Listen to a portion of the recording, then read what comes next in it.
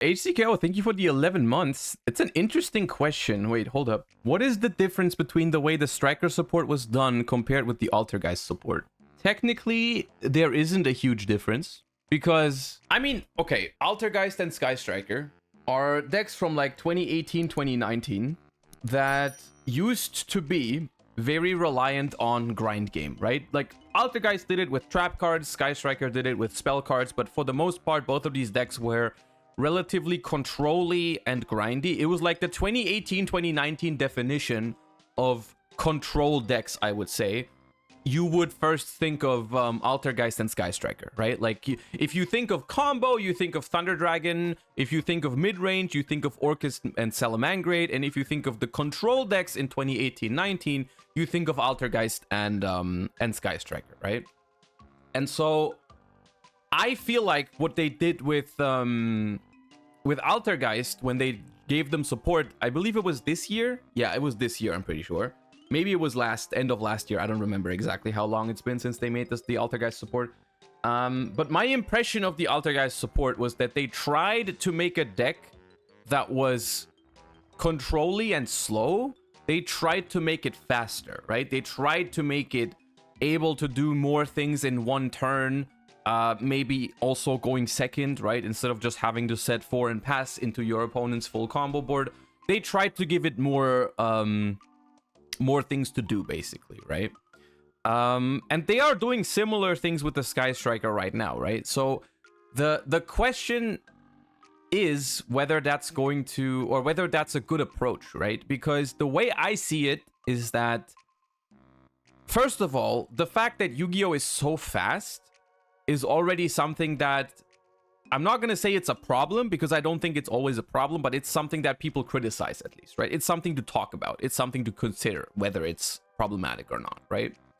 The other thing is that, do you really want, basically, let me rephrase this. The core question is, do you want grindy, slow / control decks in the game or not, right? I think the answer to that question is yes. I think control / grindy decks should exist because it's a card game. People enjoy different kind of decks. It's not something that not every deck should be mid-range / combo, because honestly, the line between mid-range and combo is pretty damn thin right now in Yu-Gi-Oh! Like, I would argue the only difference between mid-range, like if a deck's board can be beaten with board breakers, it's usually considered mid-range. Because, like, something like Unchained, for example, is a deck that when it gets to do its full combo, it probably wins. But if you have the right board breakers or whatever, you can play into it. As opposed to a deck like Mannadium, where if Mannadium does its thing, right, its full combo, you're not gonna, your Dark Ruler is not gonna do shit. Your Evenly Match is not gonna do shit. You just lose the game, right? If they go full combo, right? That's basically the only difference. Both decks basically are combo decks because they perform a combo. The only reason why Unchained is considered to be more mid-range is because it's technically beatable, and that's why it has to play for more turns, right? Mannadium doesn't have to play for multiple turns, dude. If he gets to play one turn fully, the game is over, right? And that's the only difference, I think, between combo and mid-range. Even if the line between the two in modern Yu-Gi-Oh! Is super, super slim, right? On the same wave, the difference between control and something that usually is different, right? In other games, there's a significant difference between control decks and stun decks, right? In Yu-Gi-Oh!, that line is basically not there anymore. When you say control deck, everyone just assumes you mean stun. Right? Like, that's basic. People think that activating skill drain is you're controlling your opponent by activating skill drain. That's what they think, right? Which is technically not what it is about, right? Like, a control strategy doesn't aim to just lock your opponent out of playing. You just try to control the extent to which your opponent is playing, you know? It's a very theoretic, like, game theoretic topic. But basically, to answer the question from earlier, what they've been trying to do with Sky Striker and Altergeist is they've been trying to make them more mid-range over control. because they used to be control decks and now they're trying to make them something that they were not meant to be. They're making them more into mid-range because that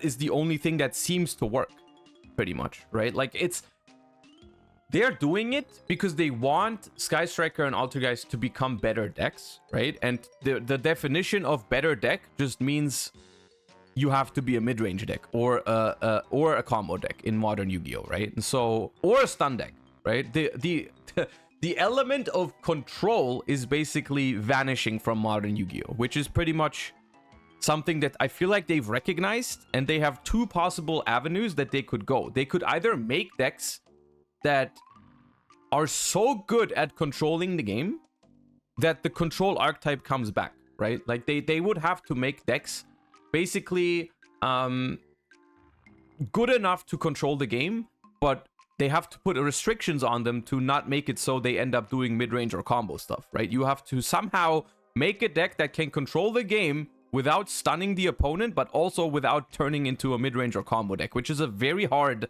thing to do. The closest they've gotten to, I will say it, the closest they've gotten to in recent years was when they made runic cards.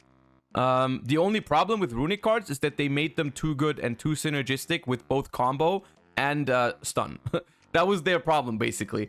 This is also the reason why I like runic cards so much, is because they represent a control playstyle, right? But in reality, they end up going way better with stun or mid-range / combo, right? It's like, it doesn't actually, like, the pure runic deck doesn't exist. Everyone just plays it with either a combo engine or a floodgate engine, which is why it was kind of like a what I would call, like, it was a good, they are good cards, but they are a failed attempt at making a good control deck, because their way of forcing the runic cards to go into a control game was basically like, hey, if you use these strong control cards, you don't have a battle phase, right? And so you have to play the long game, right? Which, you know, that does work in theory, but they just forgot to somehow enable it in a way.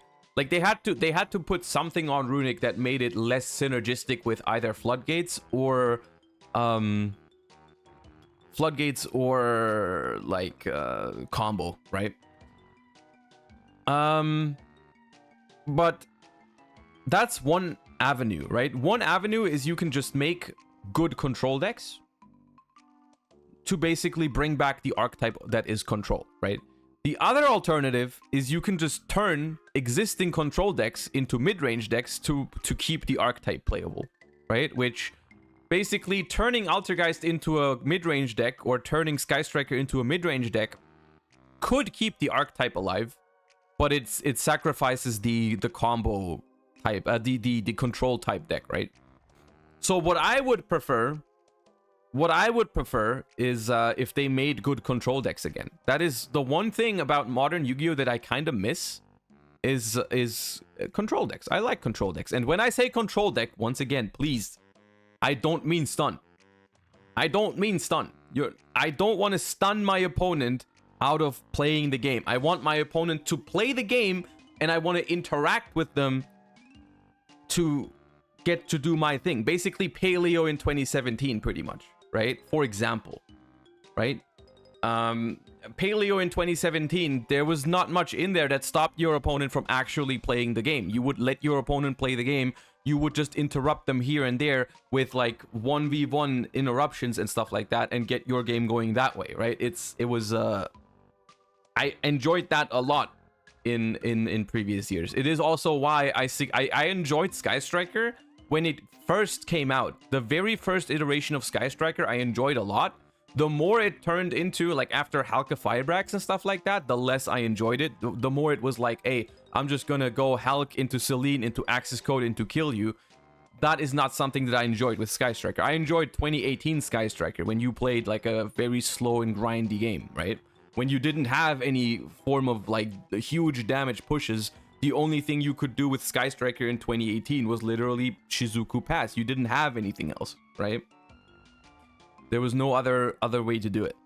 And the people are mentioning decks right now. I would say something like Naturia Runic is the definition of a mid-range deck. pretty much. Like, that is my second favorite, pretty much. Like, when I say these things, you know, sometimes it might sound very critical of the game. There's still a lot of stuff in Yu-Gi-Oh that I enjoy. Don't get me wrong. Like, there's still a lot of things about Yu-Gi-Oh that I really, really enjoy, and I overall enjoy the game a lot. I also really like mid-range decks. I'm not the biggest fan of combo, and I'm not the biggest fan of stun, but like mid-range and control are two things that I really, really enjoy. And even if we don't really have control decks right now, I still get to enjoy a lot of mid-range decks, because let's be real, mid-range has been the most powerful way to play the game in forever, right? Like, the most powerful decks from recent years have all been mid-range decks. The combo decks, even right now, the combo decks are all dabbling around in tier 2, right? The all those kind of things are like, they're all in tier 2. Mid-range is the king of modern Yu-Gi-Oh, I think. And there's not much that comes close. Like, you look at all of the decks right now, they're all, I would classify them as mid-range decks, even though, of course, everything in modern Yu-Gi-Oh is probably also considered a combo deck. But with the definition of combo that I presented earlier, you would put decks like Unchained, Rescue Ace, Pearly, you would put them more into the mid-range category, right? And combo decks are more like the Manadium, the Manadium, the Rikas, and so on and so forth, right? There's a clear difference there, right? But yeah, I mean, the thing is, in practice, these kind of definitions of control, combo, mid-range, stun, whatever, they do kind of, you know, you can't always put an easy name on every single deck, because things are just so different all the time. But yeah, Lab is considered mid-range. Mid-range, like lab is a weird mix of a certain thing. It depends which lab version you have. There's definitely been lab versions, like Trap Lab was literally just a stun deck, pretty much. Like lab, like Trap Labyrinth is a stun deck. I would say Furniture Labyrinth is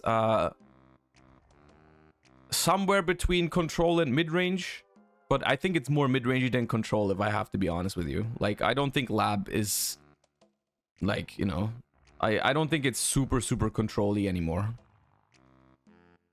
But it has a lot of control elements, either way. Bring back Mystic Mine? Okay. So we had all this discussion. And your takeaway is bring back Mystic Mine. I see you. Vanquish Soul is pretty control-y. Vanquish Soul is mid-range with some control elements, I would say. I don't think Vanquish Soul is considered control. No shot. Like the main thing that you would need, by the way, if anyone is wondering, what you would need to bring control back into the game is you would have a deck. They would need to make a deck that can actually go second into boards with its own engine without the goal of killing your opponent or whatever. Like, it would need to be a deck that can handle your opponent's board and follow up, which is a lot to ask with how modern Yu-Gi-Oh decks are being made, by the way. Like, it's modern Yu-Gi-Oh decks are insane at creating boards and having follow-up, right? It's very tough to even think of a way to create a deck that could handle their board and their follow-up, right? So basically, they would have to make cards that are good at doing that, but they would have to make restrictions. They would have to put restrictions on those cards so that they are not abusable in like combo decks, right? Or like to just go second and kill your opponent straight up, right? Those are, by the way, that's the reason. You can clearly see when they intended to make a deck control-y, because they have those sort of restrictions.